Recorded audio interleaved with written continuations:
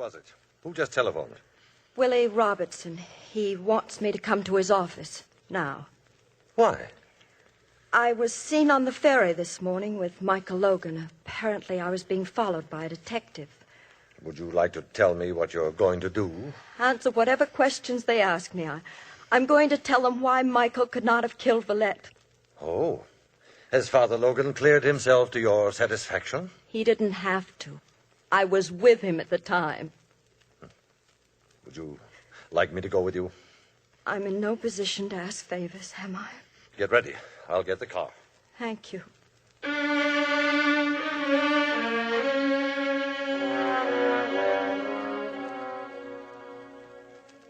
Ruth, Pierre, I'm so terribly sorry about all this. Oh, this is Inspector LaRue. Good evening. Inspector LaRue has promised to keep all this from the press. That is, I'll do my best. Oh, please, won't you sit down? Thank you. Father Logan is here. Here? Yes, the other room. If you'll join us, Father, please. Good evening, Father Logan. Good evening. Good evening. Father Logan. May we begin, please? What is it you want to know? Madame, you met Father Logan on the ferry this morning. Yes. May I ask the reason for this meeting? I don't think the reason could help you, Inspector. You also met Father Logan on the morning following Villette's murder in front of the house. Yes. And the reason for this meeting? I had an appointment with Monsieur Villette. But Father Logan, knowing of the murder, stopped you from entering the house. Am I right? Yes. Of course, Father did not know you had an appointment. But he did know. The night before, I'd met Father Logan. I told him I was going to see Villette at 9:30 the following morning. Madame, just so I don't misunderstand. You met Father Logan on the night that Villette was murdered? Yes. Where? We took a drive in my car. At what time, please? Between 9 and 11. Are you sure of the time, Madame? Yes, I came home just after 11. My husband had come in just 5 minutes before. That's correct, Inspector. You told your husband that you'd just seen Father Logan? No, I did not tell my husband. Inspector, I beg you. Must your questions be so personal? Madame, do you understand why I must ask these questions? Yes. And I came here to tell you that Father Logan could not have been involved in Monsieur Villette's death, because I was with him at the time. I accept everything you have said, Madame. But I must know the reason for your appointment with Villette. Villette was blackmailing me. He was what? I met Father Logan to ask his advice. But your husband? You had not told your husband about this? No, it was nothing to do with my husband. You turned to Father Logan for advice, but not to your husband. Father Logan is an old friend. Then he knew that you were being blackmailed. How could he? I hadn't seen him in years. But you just called him an old friend. Inspector LaRue. Yes, just a moment, LaRue. My wife is not under oath. She doesn't have to answer these questions.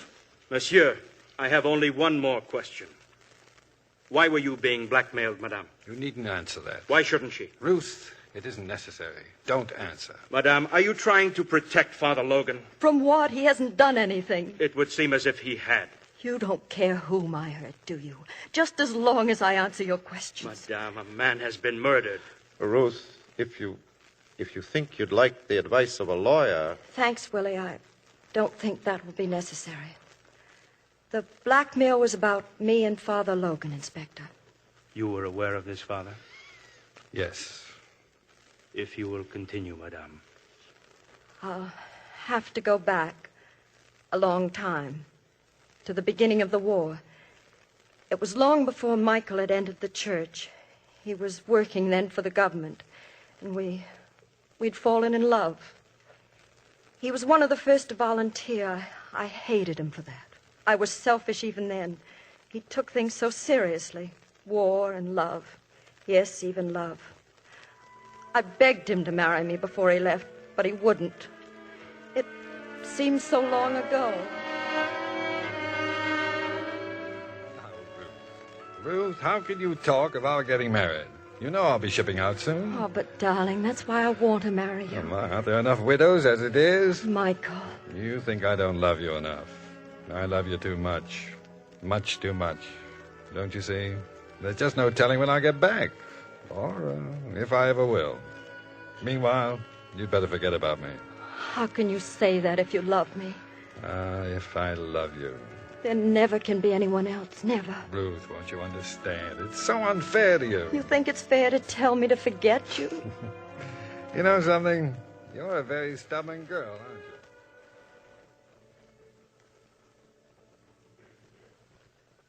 you? His letters were long at first, but after a while there were no letters at all. Nothing, not a word, for over a year. Meanwhile, I had started working for my future husband. Pierre was... Ruth, you don't have to tell him. You don't have to tell him anything more. I want to.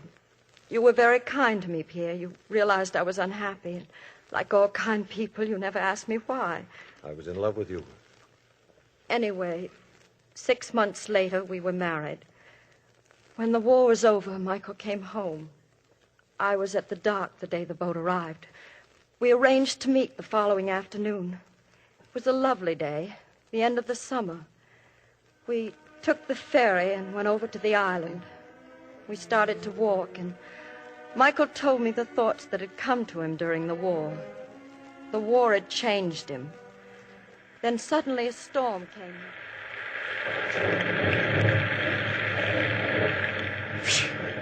Well, this won't do at all, will it? You don't even have a jacket. Oh, what's a little rain? Come on, let's run for it. There must be some place we can go. Where are we, anyway? Oh, I don't know. It was a beautiful meadow a minute ago. Oh, you're getting soaked. Oh, look, there's a house across the field. Maybe they'll let us stay there.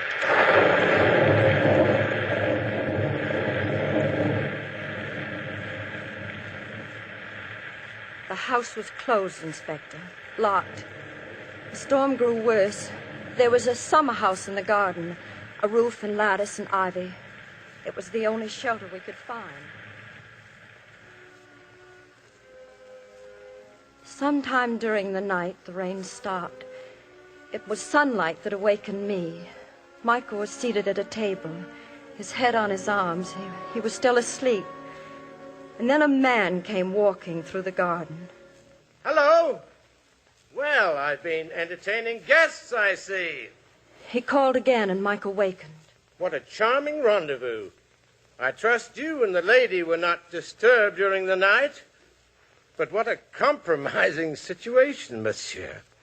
Michael, no, don't. He only defends your honor, madame. Get out. Get out. From my own garden. That doesn't give you the right to insult Madame Grandfort? Oh, yes, I know, madame. Ruth? That is, I know of her husband, the distinguished member of Parliament. I've seen you quite often, madame, waiting for him in your car. Oh, how exciting it must be to be young. Young and beautiful. This man, Villette? Villette. What could I say to Michael? I hadn't told him I was married. Father?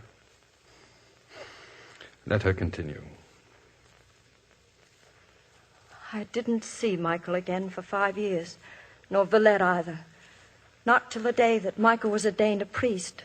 Villette attended the ceremonies. And after that, I started to run into him all the time. One day as I left the house, he was waiting for me on the sidewalk. And those are the facts, Madame Grandfort. If I don't act quickly, there'll be a terrible tax scandal. Only your husband can help me. Then go to my husband. There's nothing I can do. But your husband is so righteous, Madame. You could persuade him to use his influence, couldn't you? You can't be serious. Madame, must I tell your husband about you and Father Logan? Must I? There's nothing you can tell him. We did nothing wrong. Think it over. I'll give you 24 hours.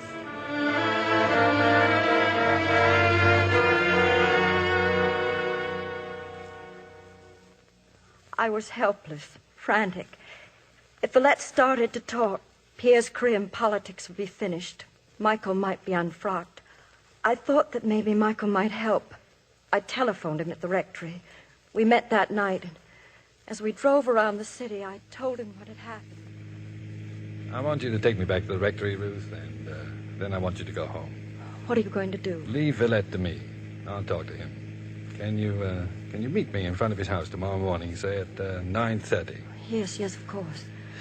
It'll be all right, Ruth. Villette will listen to reason. Don't worry about it anymore.